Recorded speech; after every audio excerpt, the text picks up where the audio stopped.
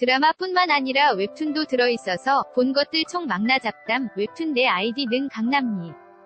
인드라마 한다길래 당연히 유료 웹툰이라고 생각했는데 무료 제연제해져서 보게 되었다. 성형수술한 여자가 인기녀로 거듭나는 이야기인 줄 알고 봤는데 의외로 재미있고 메시지도 확실했다. 너무 못생겨서 원판을 싹 갈아엎는 수준으로 성형수술을 했지만 재환. 전 강남미인 스타일 아니냐 하는 얘기를 듣는 애와 그런 애를 이용하는 원래 예쁜 애, 그리고 예쁜 사람, 특히 엄마에게 상처받은 남자 주인공 등을 잘 엮어놨다. 강남미인에게는 노는 애, 함부로 몸 굴리는 애라는 이미지가 붙어있고 그런 만큼 잡것들이 들러붙는다. 여주는 자신감이 없어 언제나 참고 애매하게 구는데 나중에 자신 없던 여주가 자신감을 회복해서 좋았다. 정말 얄밉게 구는 서브 여주의 얄미운 포인트, 착한 척하는 포인트들이 어찌나 잘 표현되어 있는지 정말 대단했다. 그 여주도 100% 악녀가 아니었고 어린 시절 사연을 끼얹어주니 완전 미워할 수도 없었다.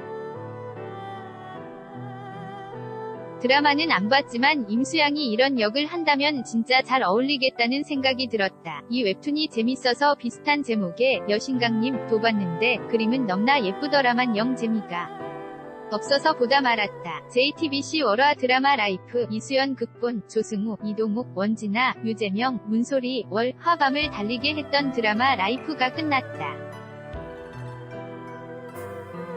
이 작가의 비밀의 숲이 워낙 대단해서 이번에도 엄청 기대를 했던 사람들이 호평을 쏟아냈고 시청률도 안 좋았지만 그렇게 호평받을 드라마가 아니었다고 생각한다.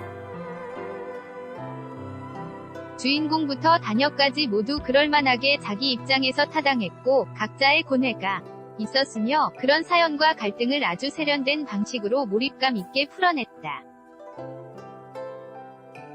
물론 마지막에 이동욱의 멜로라인이 좀 안 습히긴 했지만 그걸 빼면 나는 다 좋았다. 경영도 결국 사람의 일이라 실상을 보여주고 진심으로 설득하면 되리라 믿으며 조승우에게 다가갔던 원진아도 좋았고 사장님이 흔들린다는 걸 알고 응원했던 조승우의 비서 강 실장과 운전기사도 좋았고 기회가 왔을 때 원장 자리를 낚아챈 후 잠시 흔들리기는 했지만 결국엔 돌아와 기선제압했던 문소리도 좋았고 자기만 당하는 게 억울해서 물러나면서도 한 명 한 명에게 칼침을 찌르고 떠난 문성근도 함께 장학금을 받고 그 재단에 복무했지만 결국엔 사표 쓰고 반바지 입고 빼빼로 사먹던 태인호도 좋았다.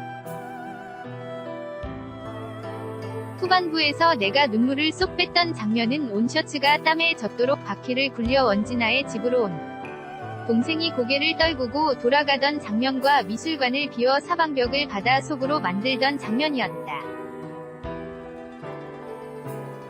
3D로 바닷속이 펼쳐질 때 이미 울컥했는데 그 바닷속을 휠체어 탄 여자가 유영할 때 눈물이 터졌다. 아, 이건 정말 15회가 끝난 뒤 다음 회가 최종회라는 말을 듣고 어쩔라고 싶었다. 아무것도 해결된 게 없고 최소 앞으로 3회 분량은 남은 것 같았기 때문이다. 그래서 16회의 편집이 들쭉날쭉하고 러닝타임이 무려 90분이었지만 우려했던 것보단 깔끔한 마무리였다. 완전히 토사구팽 당한 줄 알았던 조승우는 옷의 심장박동과 땀을 분석해 건강관리가 가능한 시스템을 제2의 회장이 굳이 핸드폰 회사에 무릎 꿇지 않아 도대는 기획을 함으로써 다시 그 회사에 충성할 기회를 잡았고 의사들은 악독한 사장 조승우를 쫓아냈지만 더 이상한 재벌 3세가 사장으로 꽂힌다. 차마 해피엔딩이라고는 할 수 없으나 각자 자리에서 최선을 다했고 작은 승리나 행복들을 쟁취했으며 그러나 세상은 그렇게 녹록지 않다는 걸 보여주며 끝났다. 하고 싶은 이야기가 확실하고 그 이야기를 들려주는 방식이 세련되었으며 현실을 장밋빛으로 포장하지 않는다. 이 작가의 세 번째 작품도 기다린다. 라이프를 보고 났다. 이제 더 이상 다른 병원 드라마가 눈에 차지 않는다. 새로 시작한 흉부외과는 단 1분을 보고 있지 못하겠다. 눈높이가 높아진다는 게 라이프 위 부작용. KBS 단막극 잊혀진 계절 TVN 알쓸 신잡이 시즌3가 시작되었다. 김영하도 돌아오고 여성 패널도 나온다고 해서 기대를 가지고 첫 방송을 봤는데 이상하게 재미가 없었다. 왜 꼭 인문학의 시작은 그리스 아테네여야 하는가? 참 고답적이다. 유시민의 수다는 예전에도 별로였지만 이번에는 더 별로였다.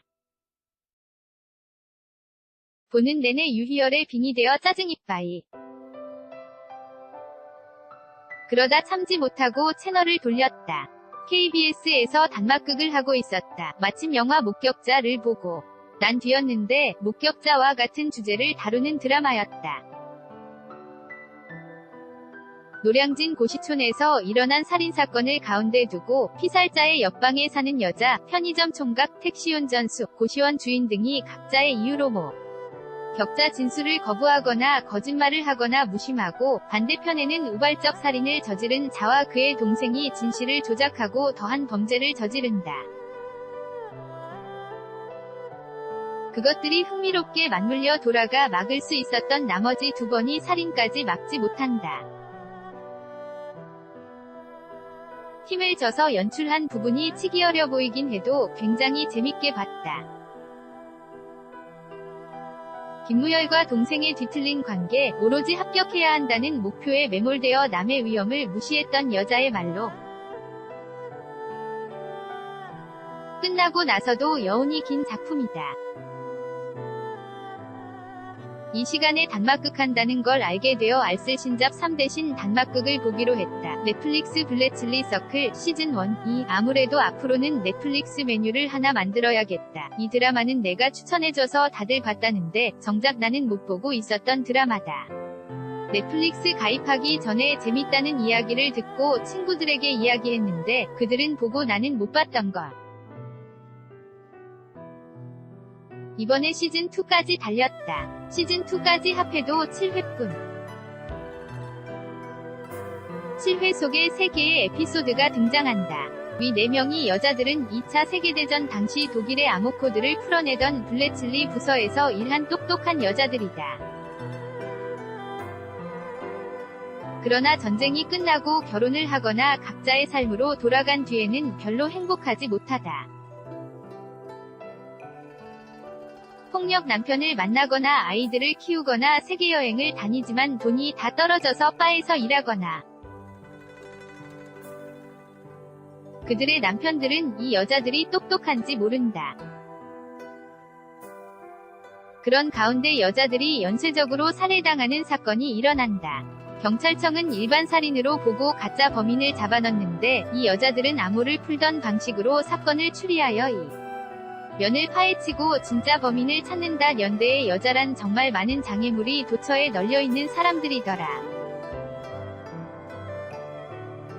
사회적으로는 발언권이 없고 그녀들의 말은 여자들의 한가한 노름점. 도로 평가받고 누구를 만나려고 해도 남편의 도움이 있어야 한다. 그런 장애들을 헤쳐가며 수사하는 부분이 이 드라마의 재미다. 물론 똑똑한 그녀들의 명석한 추리기법과 두뇌 싸움을 보는 재미도 있다.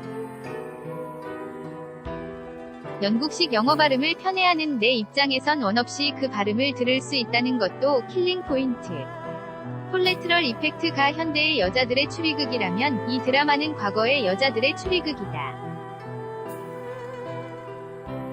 마음에 든다. 신곡.